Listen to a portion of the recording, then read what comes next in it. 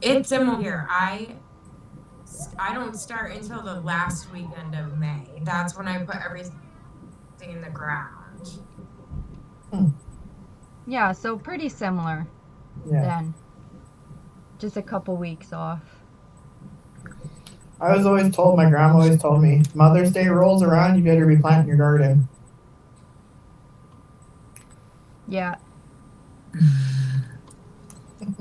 Jeremy's grandfather always used to say that if you could get your peas to come up and be able to eat them to make pea soup for 4th of July, farmer. That's what he told me they used to say during the Great Depression. That's funny.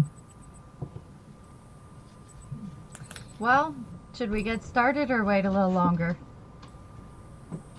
I guess we kind of already did get started. Do people usually come on? Yeah, sort of, but Yes. Yeah. Yeah, usually we have at least one or two people that come on, but babies. Showing off the babies. yeah, yeah, they're all right there for right now in that blue cage. And then my plant stand, but I had to cover it because the lights are too bright. Make use of all the room. Yep. Yep.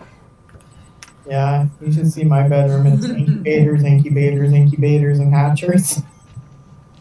Yeah. Our room's filling up. I don't know if my incubator's going yet. Hmm. I've got 3 going. My Only chickens and 3? ducks are kind of slacking. Like today, I got 7 duck eggs and was like, woohoo! Yeah. I don't know. Everybody seems to be having a late start this year, though. Yeah. Lots of people that I've been talking to have been saying they don't really have anything yet either. No, I've had a few people message me and ask me about birds laying and why theirs aren't. I think it's just that kind of year. I think it was the ups and downs. I'm like, wait for your bird. It will lay for you. No. Give them a little time. Squeeze them a little harder. For real.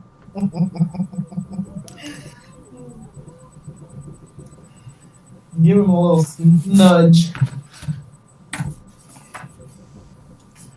Usually, I keep lights on my younger birds for their first winter. I usually keep lights so that they'll continue to lay. And I didn't do that this year, and I didn't get anything at all, really, but some chicken eggs.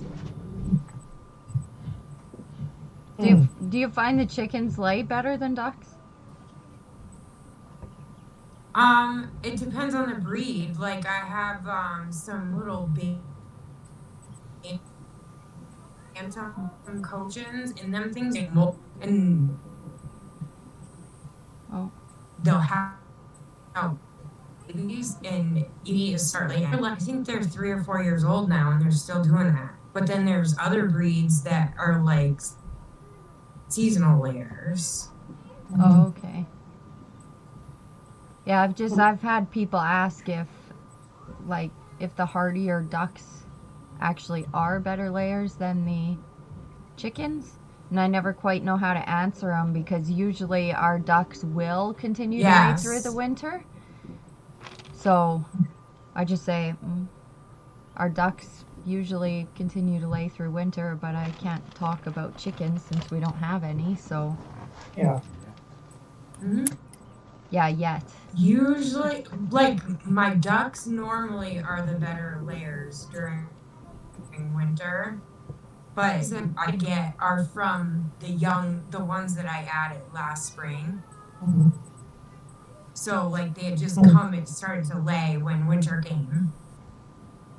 Even on the cold days, they don't lay anything, but for the most part, they've done pretty good. There's no lights, no heat, or anything like that. So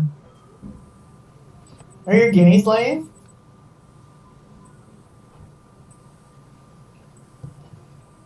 no, I have one girl in the field, and she's like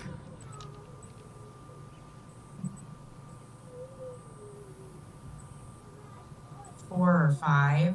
She's like, well, it's her and her mate are the oldest two, and then I have 6 of them in the backyard, and none of that laying. Yeah, mine aren't laying yet either.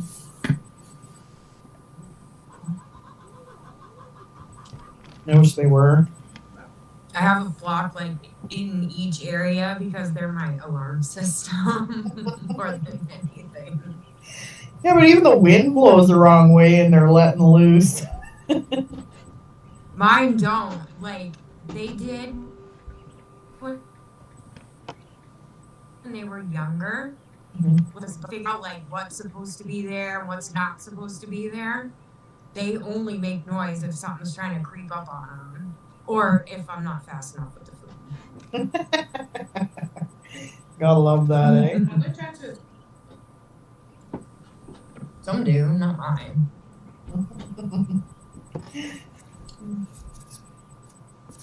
Oh no, the other bird. They just tried to. I would know.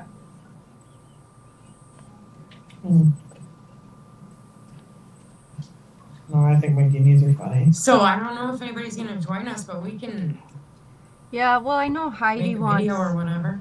Yeah, and we'll just go through it and Sure. go through the information, and then at least we still have the video. Yeah, we can just post it anyway.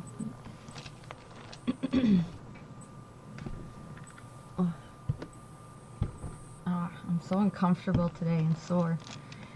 Uh-oh. All right, so I guess to start off, usually if you want to check your seeds, you can do a germination test. I don't always do germination tests before I seed start, but if it's seeds I've saved myself, I think it can be a good idea to do it, or seeds you've had for, you know, quite a few years and you're just a little unsure how good they're still going to be. Then it can just help you to know kind of how many to put into each pot if you don't want to like severely thin out your plants when you're starting them. So if you have like a 50% germination, put in double the amount that you want in that pot kind of thing. So it's super easy. You can just take some paper or a cloth, mist it so it gets moist. Take out whatever 5 or 10 seeds, put them into the paper, roll it up like a log, and then mist it again. Mark it with whatever seed you've used. You don't have to mark it, but I put all of mine in the same bag. So then I'll take those logs and I'll slide them into a Ziploc bag, and I just leave the top open. And you want to keep them nice and moist, and it should take anywhere from 5 to 7 days. Then you can unroll it and you should see sprouts, and you'll be able to count how many seeds out of your 10 sprouted. So then you should be able to get your germination right, so you know. If it's very poor germination rate, you can still use those seeds, just plant a little heavier than you normally would.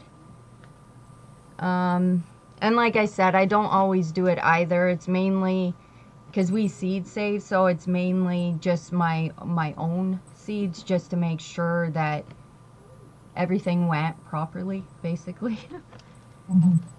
And then I guess grow lights. We've started with and without grow lights. You can see them behind me right now. But I find for us, if we're starting this time of year, we need the grow lights. If we're starting later, we don't need the grow lights. So for the grow lights, you kind of want to get 5,000 Kelvin. So we use 5,000 Kelvin LED. They're 1,800 lumen.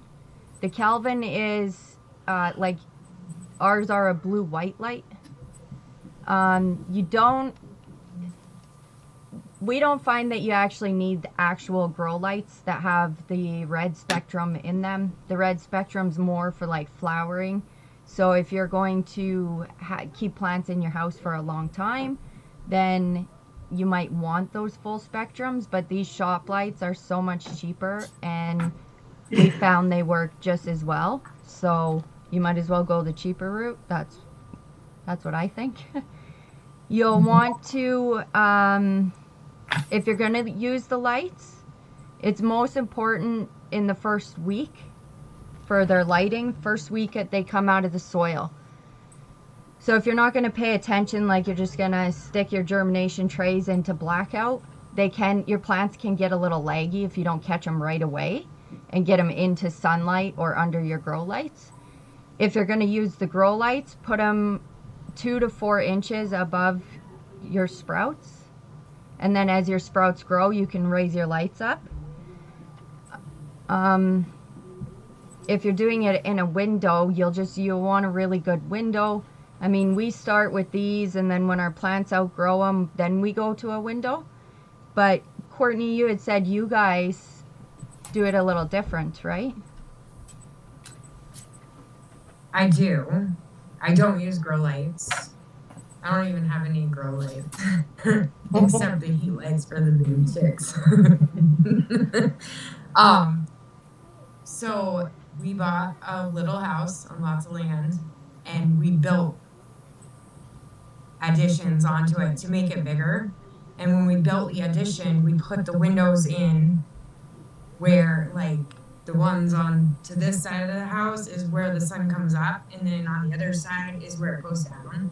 So in there's a big window on either side, and eventually we'll like probably make like shelves to put them on. But for now, I have them in here. So right now they're on the floor because I don't have my table yet. But they sit on a little table in this window. This is my collection, so.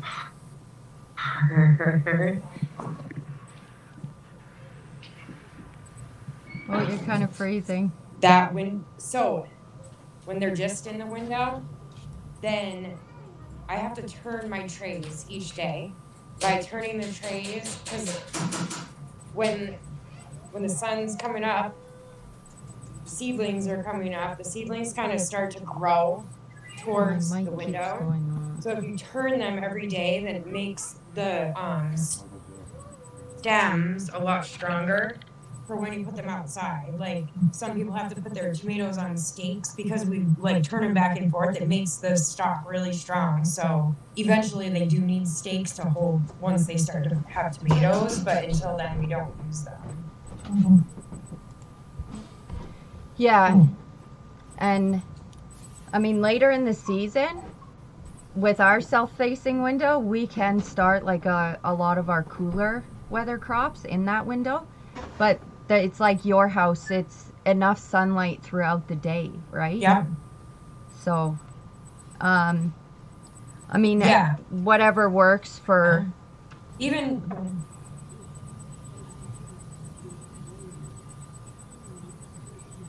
Oh, I think she froze.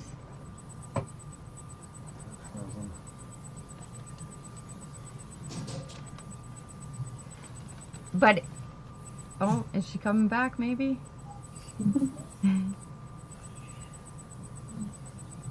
But it's just, I guess, another point on lighting, since that's what we were talking about.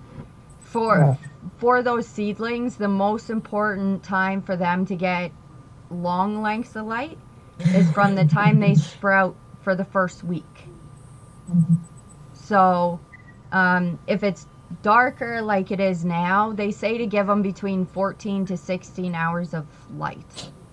So I mean, people just have to decide what's going to work for them. If you have a really good self-facing window, or even like a room that has west, south, and east windows where you can kind of get your plants to follow the sun, that might work really well too. I think Courtney still might be frozen.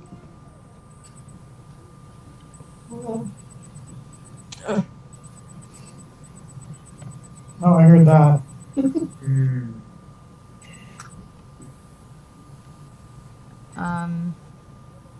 You heard me? Oh, Yeah. yeah.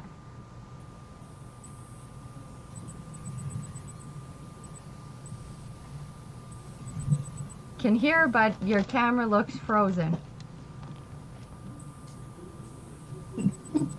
My internet is not good. Oh, we heard that. Yeah, I think you're back now, Welcome to the somewhat. mountain. For a minute. And I guess for whatever you're gonna start in, you can pretty much use anything.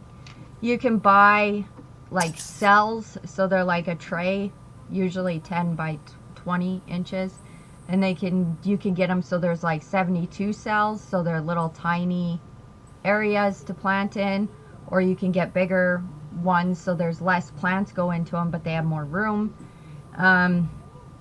Just pots, you can get pots at the dollar store. We have some mesh bags, like reusable mesh bags that I've planted into and then transplanted out. Those styrofoam cups that we got given, we're using them up this year.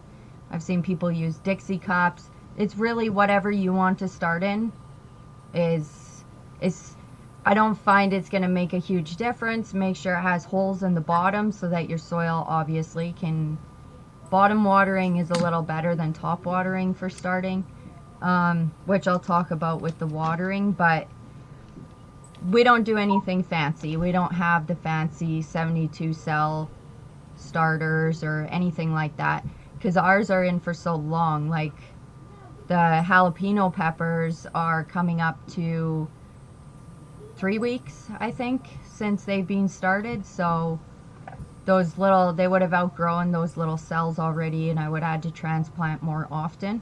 So for me, I'll usually take up the extra room and just plant bigger to start with. It's what I find to be easier.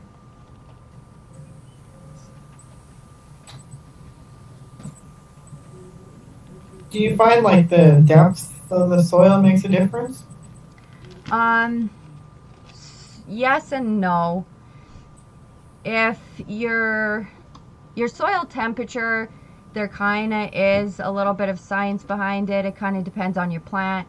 The cool weather plants, like hardy plants, are going to like a little lower soil temperature for germination. Then there's semi-hardy plants, and then there's the warm weather plants. So if you can keep a deeper depth of soil warm, if you're going to use, say, like a heating mat to start on, you would probably want lower depth of soil, so that because the mat sits underneath, so it can adequately heat up, and or just put less soil in your whatever you're going to use and then plant into it, especially if it's something like pepper or tomato, because as they're growing, you can fill in that soil, and then it'll actually promote their stem to offshoot off the sides of the stem. So you'll get like a bigger, nicer root ball, which will make them more stable when they are outside. So for our peppers and our tomatoes, that's what we do. Like we only do a couple inches that we plant into, and then as they get a couple inches higher, we put soil in almost up to their leaves. And then they grow, and we do it again all the way till we transplant outside. Okay. So they're really bushy, stocky plants, so they don't usually get as tall. Like we had a variety last year that should have been 6-7 feet tall, and they got about 4.5 feet tall, but they were just, I didn't have to really tie them up or stake them up or anything. They were just by a fence, and they could climb if they wanted to, but they bush out more than they get tall, is what I find if you do it that way. And for us, with how much wind we usually get, I find that's better, as long as it's not cutting down on the amount of fruit they're giving, right? And we haven't noticed any difference in that aspect of it.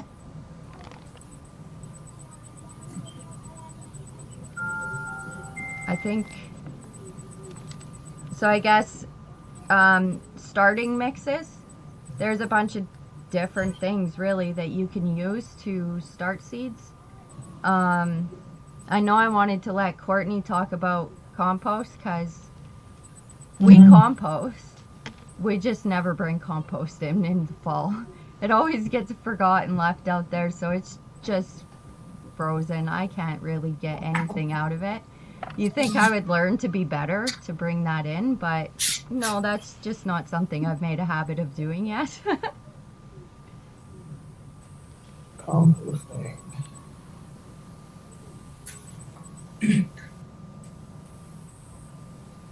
So, do you do eventually use your compost though, right? Yeah. Once it unfreezes? Yeah. Yeah, we usually do it in the fall. So we'll apply it in the fall. Okay. So, I don't do anything special when I like compost it. Like I literally throw it in a pile and let it sit and I let it freeze and like the top few layers because I have chicken, duck, and rabbit poop that is all like mixed together. So like if you just had chicken poop, then it would have to sit for a couple of years. I find that like the duck poop and the rabbit poop, because they're not the same, kind of help it all work together. And with it sitting over one winter, like I'll have a couple layers on top that are still like not ready, but that it's after. So then you just plant So like straight into compost for your starts? what's that? For your starter seeds, is it just straight compost you're using? Yeah. Yes. The first like year, I think I mixed potting soil and the compost together. In the last couple of years, I've just been like getting that black dirt and I bring a little bit in the fall, but then because I like to start like a whole bunch of seeds.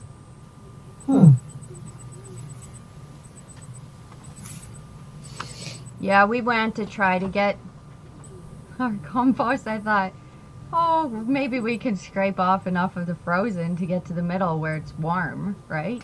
No. No. So I was like, well, that ain't happening this year again. Mine's buried under 6 feet of snow, so that's not happening either. It particularly, it just happened to be.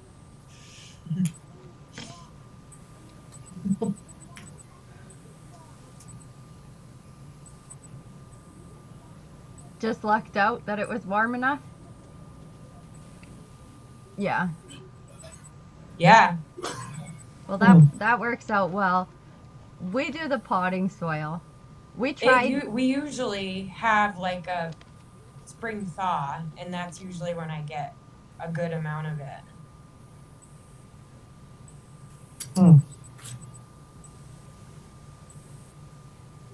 We tried like veggie starting soil, and what I found is you have to then feed them after a couple of weeks because there's not much in there. Like so we just stick with the potting soil since I never get my compost. You can get organic potting soils and they'll still feed them for like 6 months, I think is what the bag says. Whatever, it'll say it right on the bag. So that's what we start in. It's like a peat mossy type mix. I find it works well. Just wet it first. Anything that has peat moss, like get a dish, pour some water into the soil and mix it around. And then like compost, when you squeeze it, you don't really want a bunch of water coming out, just the odd drip or whatever. But so that you could still kind of form a ball with it. It's not just all flaky. You can just put it into your cup, but the problem is if you top water, it's going to float. So then it can float up and cover the leaves of the plant. So I don't know. It depends. If I'm in a rush and I got a bunch of seeds to do, I won't always moisten my soil. I'll just top water for a few times, and then it'll start to compact down and everything, and it'll quit floating up. So, I mean, it really just depends, but... But like you can use veggie like waste or whatever like that you have in your house, like apple cores and all that kind of stuff, and banana peels and stuff in your compost too, can't you? Yeah. Yes. Yeah. I think We don't put, like, most stuff like that, we feed back to the animals. So, like, they eat it and then they poop it out and it's part of the compost pile anyway. My birds are kind of fussy. They don't really like apples. I think the big thing We, is... there's a couple apple trees in the field that I have electric fence around. So, like, the birds get all the leftovers. So they're used to apples here. Oh, that's cool. I think the big things to avoid with your compost is dead animals. Although you can compost them, you need a pretty hot compost. Dairy and meats. And I mean, you can compost dairy and meats too, but they could also go rancid and then attract predators to your area, right? So Yeah. I wouldn't put it outside of my house. no. Nope, that's pretty nasty.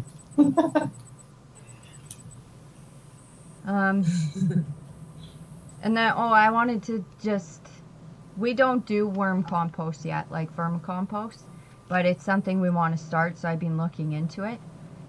And I found a lady who, she's like the pro, she has books and everything, and she said there's really no benefit to vermicompost if you go past a 20% mix. So if you're going to take those worm castings, just do it at a 20% mix with something else, your other compost or potting soil or anything like that. And she also said that if you go over a 30%, it's actually way too high. It's too rich, that it'll have the opposite effect on the plants.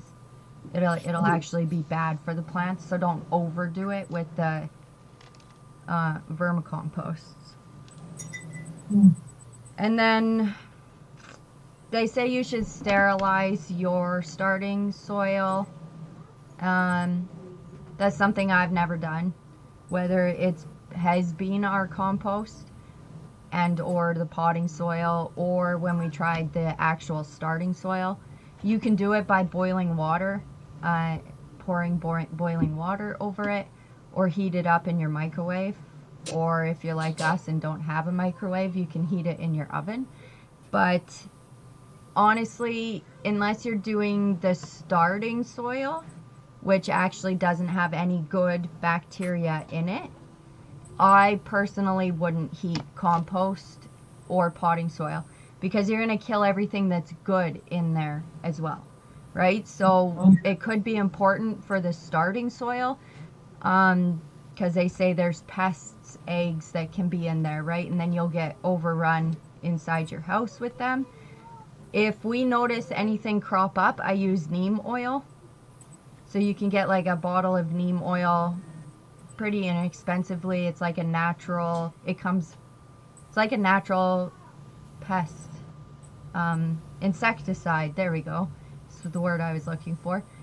And you can just dilute it with some water, and you can spray it onto your plants and the soil and everything. Just do it in the evening. Don't do it in the mornings, because the neem oil, if it gets on the plant leaves, the sun can then burn those plants' leaves, even if it's coming in through a window. So make sure you do it in the evening. And you just have to mist it on, and it'll kill pretty much any insect. So it's a good one. I wouldn't use it outside just because of the bees and ladybugs and those good guys you want to keep. But if you had like a really bad infestation or something and you sprayed it on the soil, not the actual plant, then that wouldn't be so bad. But cinnamon also works to get rid of ants. So that's what we use outside. If we need to get rid of ants, we use cinnamon. I use baking soda and icing sugar. Yeah. And cinnamon's a rooting hormone, and it's antifungal. So it can be used for a lot of things, ground cinnamon. That's what I use to get rid of them outside. Every year, ants get into our house, and we mix borax, a little tiny bit of sugar, and a little water, and they eat it, and then they're gone within like a couple of days. Yeah, we've done the borax too. We just put it in a container with like a clip lid, just in case like the dogs, the kids, cats. You don't really want them getting into it. Yeah, but we make sure it's where nobody can get to it. Yeah. Like underneath stuff where nothing at all can get to it. My kids are older now too, so they don't try to eat anything like that anymore. Ooh, sugar. Anymore. But it does work really well. We've used it too. They take it back to their queen, so you kill the whole nest when you use it. I know, it's like instant. Well, it's the same with the baking soda. That's what it does, right? They take it back to the nest and dries them out like a popcorn burp. Dries them out pretty good. Dehydrates them. I've never heard of baking soda before. Yeah. So Grandma, that's what she taught me to do. Works. Oh, yeah. And it's not as dangerous to your animals either. Those are the things that I like to find. Yeah. So then watering, and people do everything from bottom watering, top watering, misting. You just have to find what's going to work for you. I think your ambient humidity will play a role in that as well. For us, we bottom water, but I do mist every so often as well. I allow my top of my soil to dry out before I'll water again. And to help with mold, we put in water into the bottom of the tray, and then what hasn't been absorbed like within an hour and a half, I'll dump out of the tray. So because the roots of the plant, they still need to get oxygen, right? So if you're waterlogging them constantly by bottom watering or keeping your tray full of water, you can end up with like root rot in your seedlings. Then they're not going to transplant well. They're not going to. So we do bottom water, but I just make sure that there's not always fluid in the bottom. So those roots can have a chance to get more oxygen. And then also without the water sitting in there, it'll decrease your chances of mold. But we've done it all different kinds of ways. We've had trays lifted up so the roots could grow out the bottom into water. So like hydroponic. The potting mix. I don't know. I think you just have to find your groove, what's going to work for you and your space and your area and everything, and just try different things, because what works for somebody else might not be the best for you. So you just kind of have to go through those phases. There can be a little bit of growing pains with it, but you stick with it, you'll find You'll find your little way of doing it, and it'll be great. Mhm. Um,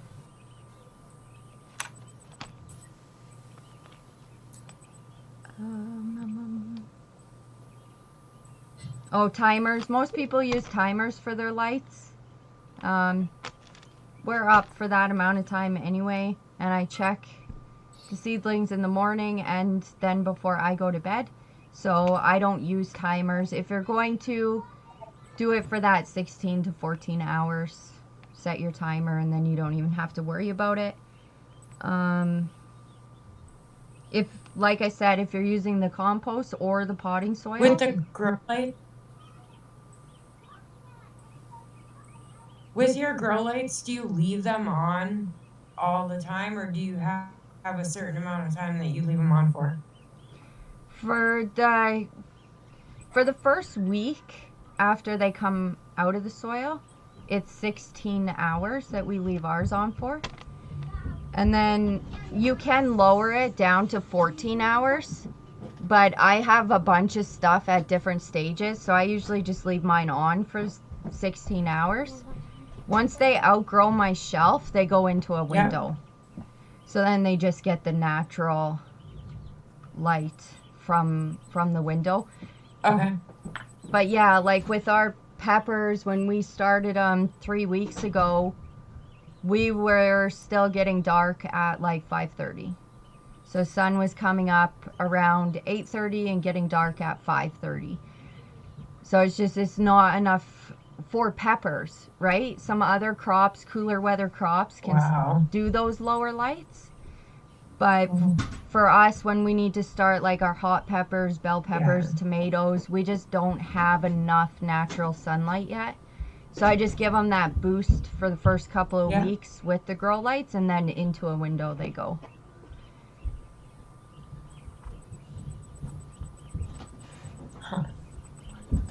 But I mean, that's what makes kind of these hard, right? Because everybody in different parts of the world, they're going to have different sunrise, sunset. So lots of people might not even need the grow lights at all, ever. So it just depends. I'd say we definitely have a little more light than you do right now. Even, like, we're really not that far from each other. Like we are, but we're not. But we have probably a couple more hours a day of some sun. Yeah, and now we're getting, like, now we're starting to move into the longer again. So right about now it's 6:30-ish, Heidi? Yeah, 6:37 to yeah. So it is getting longer in the evenings now already. Yeah. But I mean, in the dead of winter, we're dark at 4:30 in the afternoon. And sun doesn't come up till 9 in the morning. Makes winter feel way longer when there's not sun. I agree. By this time every year, I'm like, I'm done with winter. Just give me spring and let me grow things. Please. That's why. Give me spring. Yeah. That's part of the reason why I love starting inside. Because then at least it's like I'm sort of gardening, right? I have some green. I'm working with soil, so it kind of helps with those winter blues. Well, and hatching babies. That helps too. Yes. When I brought the soil inside, my daughter was like, "Yay, I get to get dirty. I get to put my hands in the dirt." Yeah. That's awesome. Yeah, our kids usually want to come help too. They'll all line up. It's good for them. It is. It's good for them to learn all of the different things. Yep, I agree.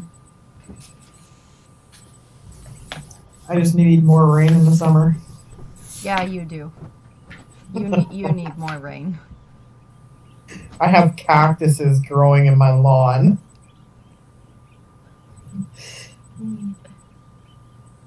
It's horrible. Great, guys. I missed It is, what you said, Courtney. Oh, How far do you guys live from each other? just over 3 hours apart. yeah. Yeah, Heidi's about 3 hours Okay. southeast. Still a little way, but Yeah. Yeah. We're the same growing zone, I believe, which is Yeah. zone 3. But yeah, you being closer to Saskatchewan and me more central, we're kind of in the rain zone of the province, and poor Heidi is outside that zone. I'm in like desert. Heidi is not. No, I get the wind, the 100-mile-an-hour Huh. wind. High In the dry. winds and little That's not little fun. rain. I think I had more rain this winter, over the winter, than we had all summer last year. That's crazy. Mm-hmm. But we definitely have more snow than anybody else. We had a rain winter, but we got some too. You get the snow, but not the rain. Oh, yeah, we get the snow, but not the rain. But then because the wind blows so hard, guess where all the snow ends up? In my trees.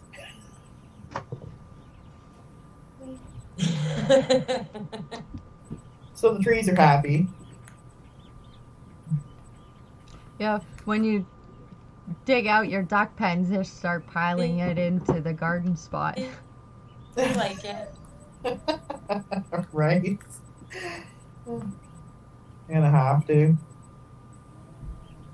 I think that'd be more work for my kids to have to clean out duck pens with all that snow. They may not like me. I may have to pay them big bucks to do that. Well, I got one attention. You should repeat that. Nope. You didn't. You heard nothing. Oh, I heard something.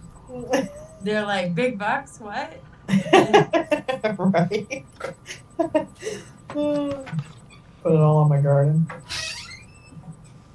So then I guess you, Heidi, had kind of asked about temperatures, right?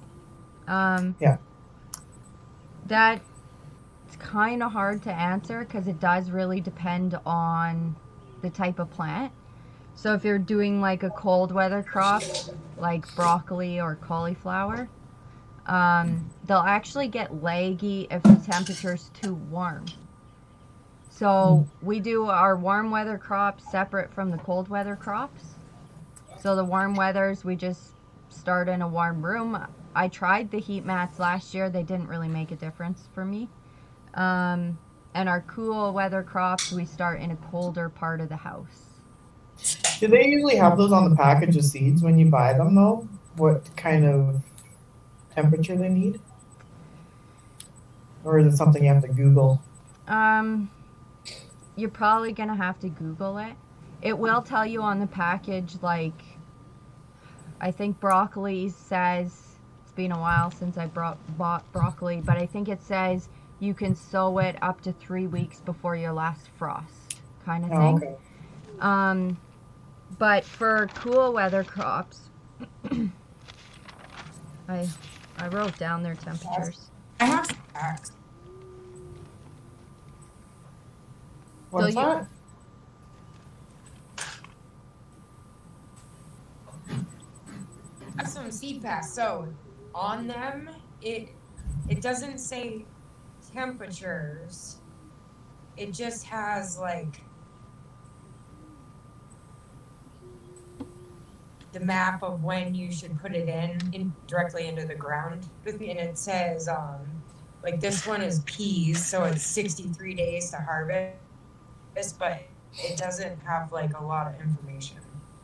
Okay. So Google will be my best friend. Yeah, well, your cool weather crops, like if you Google Yeah. cool weather crops, it'll bring up a whole list, but it's gonna be like your brassica families, your leafy things, so like mustard greens, collards, lettuce. But there's cool weather crops and there's semi cool weather crops. So hardy, semi hardy.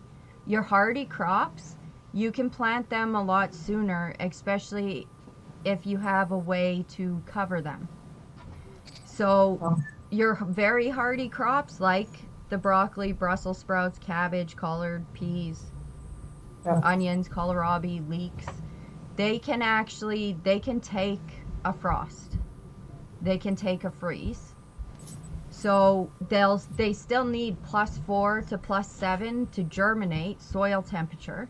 But if you're starting them inside and then moving them out, as long as it's going to be above -10, if you have a poly cover or you like put Agribon or something over them to help keep the actual frost right off of them, they can live in 0 to -10. Their growth will be stunted, but then when it warms up during the day, they'll pick back up. They'll perk back up and they'll keep going. And then your semi-hardy ones are, that's like beets, carrots, cauliflower, celery, some lettuce, Swiss chard, rutabaga, even potatoes. They can take a frost, but they can't take freeze. So as long as your temperatures are going to be above 0, you can plant those things outside. But the thing is if you're unsure if it's going to freeze, right? You wouldn't want to plant them out and then get a huge dump of snow because you're going to lose them, right? Yeah. But you could start hardening them off if you've done some of those things. You can start inside. I wouldn't advise doing root veggies inside, just they don't transplant well. But I mean, people do sweet potatoes all the time started inside, but personally those are the things that just go outside. They're never started in here. But those temperatures, sorry, I guess I should have set them in Fahrenheit too.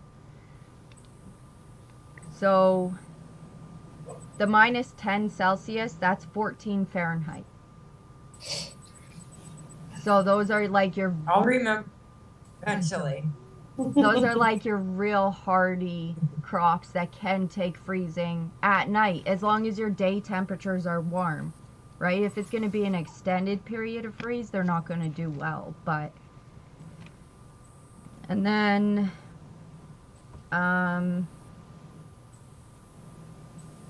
0 Celsius, when I said above 0, that's 32 Fahrenheit. Okay. So, and then pretty much everything else for plants will be warm weather plants. So for looking on Google, look up hardy plants and then semi-hardy plants. And then if they're not in either of those categories, they're your warm weather plants. And for warm weather plants, you can stunt their growth if it's under +10. So that's why we wait until June to transplant out our warm weathers crops, like the tomatoes and peppers. And I have tried, I've put them out sooner when it was getting cooler at night, not freezing, but under -10, and it did stunt them. They were just like little bushes. They never really did get tall at all.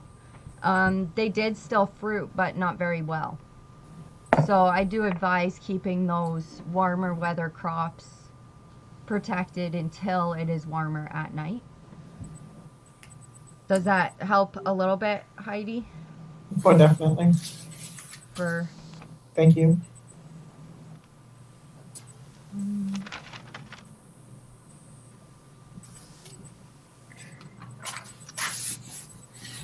And then I guess I did have the heat mats. Like I said, we tried them. Didn't notice a huge difference. But we start our warm weather germination in a warm room. So if you're going to start your warm weather crops in a cooler area, you might see a benefit from running the heat mats because they kind of really do like that around 20 Celsius, which is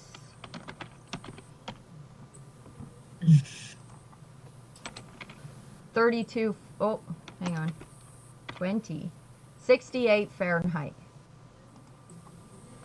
is what they kind of like, those warm weather crops for germination. That we start ours in the warm room. I like that one. I didn't notice a difference running the heat mats. So I vote put them in your brooders and the babies get more enjoyment out of them. I agree. If you're going to run them for the hatchers. Perfect. Need it more. Labels, you can use anything. I mean, I've even just like taken a piece of paper, marked a corner of my tray with a color, and then made a grid on my paper of what my plants were. I've seen people cut up yogurt containers, like any kind of a plastic container that you can write on, and use them for labeling their seeds. You can buy labels, but even popsicle sticks work. They're not going to continue to work season after season, but you can get popsicle sticks fairly cheap. Because I've made the mistake of putting things in the wrong spot just because I'm like, oh, this is whatever I thought it was, and it wasn't. It just looks similar to what I thought it was, right? So when you're out there and you have hundreds of seeds that or seedlings that you're putting out, it's easy to get them mixed up. I guess really the only other thing I do for the seedlings is I run a fan on them. I know you can't see that because it's all blocked right now, but I just find it helps kind of strengthen them.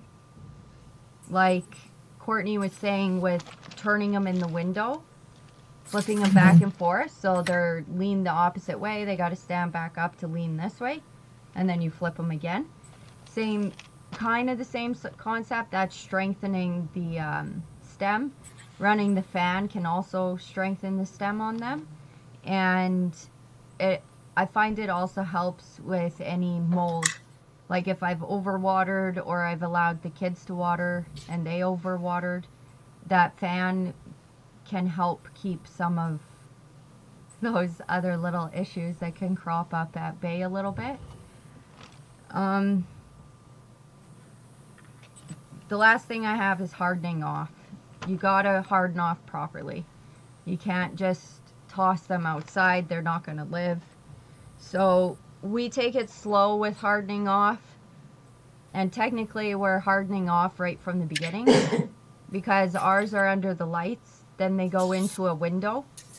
So when they're in the window, they're starting to harden off to those UV rays of the sun. The window is blocking some of those UV rays, but some are getting through, so that helps to harden off the plant. If you just take a plant from your house and toss it outside in full sun, it will burn, even if it's not hot out. Just the UV rays will burn the leaves. And then the fan helps us. That kind of hardens them off to the wind. It helps them get prepared for the wind. And then for the actual hardening off process is outside, or you can use an open window too. Like that's why lots of people open up their greenhouse doors. We just take ours out, but not at the hottest point of the day. So we start with just like an hour or 2 hours, depending on what the weather is outside. And then you just increase the length of time that they are outside each day. Make sure you bring them in to protect them from the really cold at night. We also have those caterpillar tunnels over the garden boxes, so I can use those for hardening off, especially the cold weather crops. I can just roll my poly up and roll my poly back down. So I can roll it up in the day. If there's like a strong wind coming, I'll leave one side down just to help block some of the wind for them. So again, when you're hardening off, have them by a door that's easy for you to get trays in and out is the biggest thing when it comes to hardening them off, I think. It's just that easy access, and recruit your children if you have a lot. Get them to help you, so one of you can just be outside and they can just bring them to you. And it'll speed up the process. Then it's not so daunting if you have whatever 50 or 100 trays you have to carry out. If the kids are helping, it'll help speed it up for you. And it's good for them to learn. Mhm. So when you're hardening them off, how long does it take? Like 1 week, 2 weeks before you can actually put them in the ground? We usually go for a couple of weeks when we harden off. If they're in the caterpillar tunnels, I'll put them in the ground almost right away, because I can just use that poly to roll it up, roll it down, to use it like I'm hardening them off.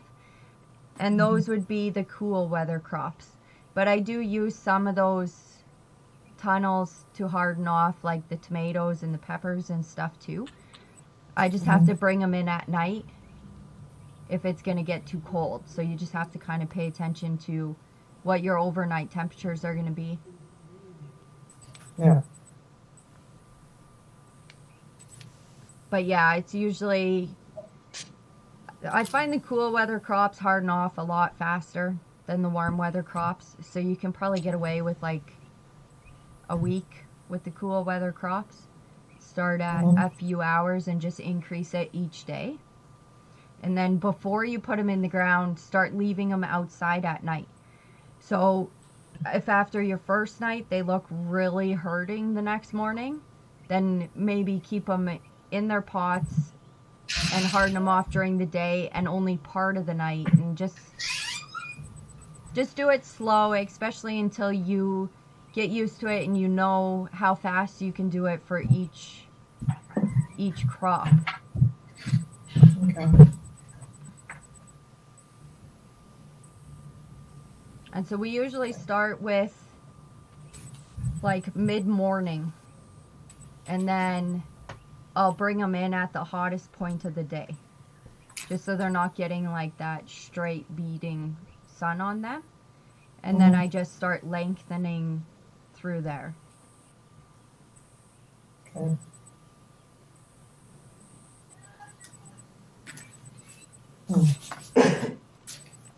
And then even like if you start cold weather crops inside, like say you're going to start your broccoli inside, you can start hardening them off when it's +4 outside. Like they are hardy crops. So then they would be ready to plant out pretty much as soon as you can work your soil, because they can take down to -10. As long as you have them covered, right? So the cool weather ones will harden off faster, and they are a lot hardier, so you can get them out there sooner. That's one of the reasons we did those caterpillar tunnels over the garden boxes, so we can start growing like a whole month earlier outside and a whole month later in the fall. But if you have some way to cover them, they'll be... I've even seen people use like those, they're like a plastic, it almost looks like an umbrella, but it's to go over like a serving dish. So that if it's raining, the rain's not going to get on the food at a picnic or whatever. I've seen people use those over their cold weather crops, just to help give them that little bit of insulation from if it's going to freeze.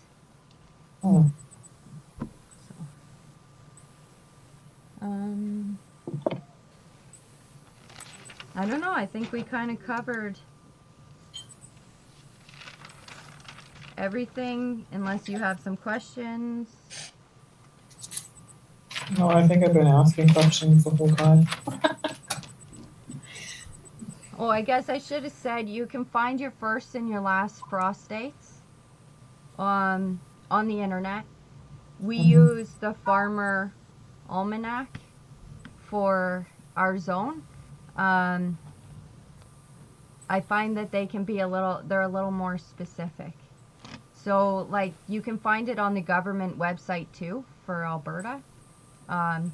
My closest zone I can hit is Wetaskiwin or Camrose, and their last frost dates are March 28th or May 28th. And for Gwyn, because we're right by the lake, we're in a cold pocket, so our last frost date isn't until June 12th. So I just find the almanac is a little more specific. You can get closer to your city, even if you're in a little village like we are, right? So that's the one I recommend. You'll just put in your postal code and it'll bring up the closest city.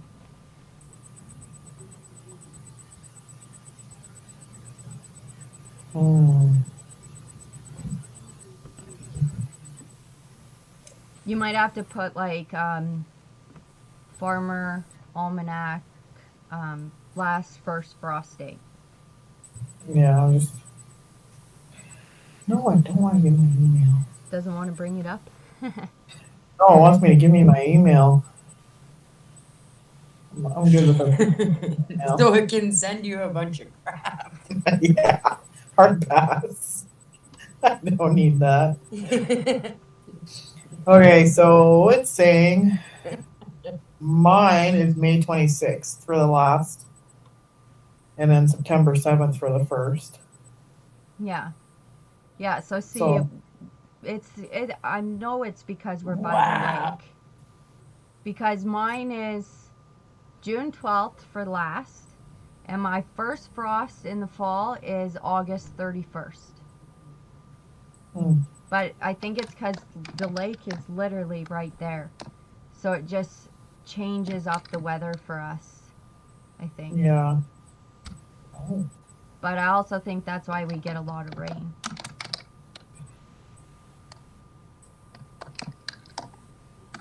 I'm trying to find somewhere that's closer.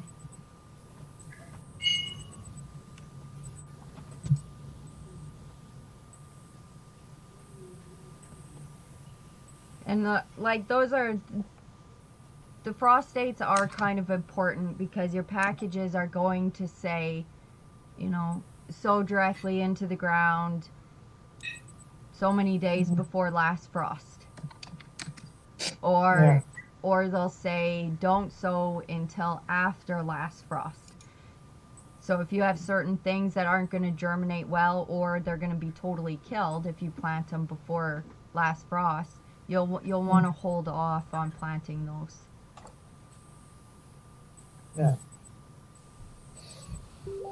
So mine is a little bit longer growing season than what you've got then? Slightly, yeah. Yeah, you have like what, 12 days in the summer and almost 2 weeks. So you have almost a whole month extra than what we have. Yeah, because it's September 7th when my first freeze hits. Okay, so 3 weeks. Yeah. Yeah, you have 3 weeks longer. Two in spring and 1 in the fall. Yeah.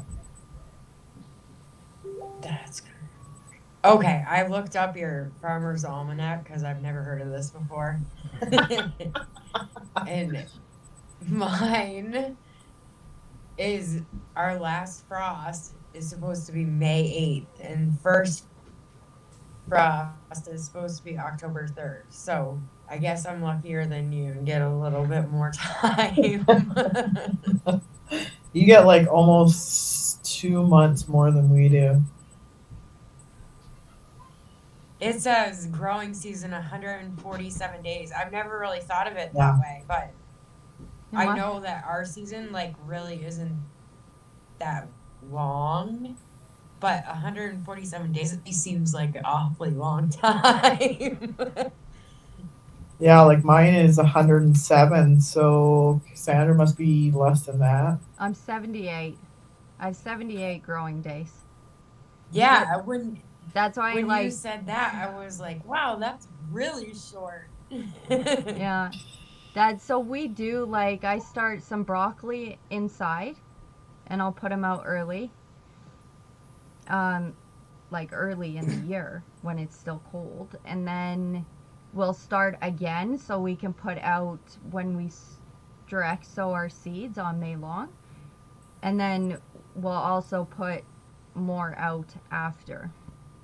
So we do like it's a little bit of staggered planting. But we get so hot in the summer that our cold weather crops will bolt. So we technically get harvest from our first and our last ones, and the in-between ones are for seed saving. So we do start like a lot of things inside. I like seed saving. But that just goes to show, like, I mean, with Cassandra and I only being like 3 hours apart, like, look at the difference in her days of growing to my days of growing. Yeah, almost a whole month, almost 100. So yeah, almost a whole entire month. Mm-hmm. But I guarantee that whole entire month I won't get any rain. Yeah, which makes it hard, right? Yeah. Yeah, definitely. that is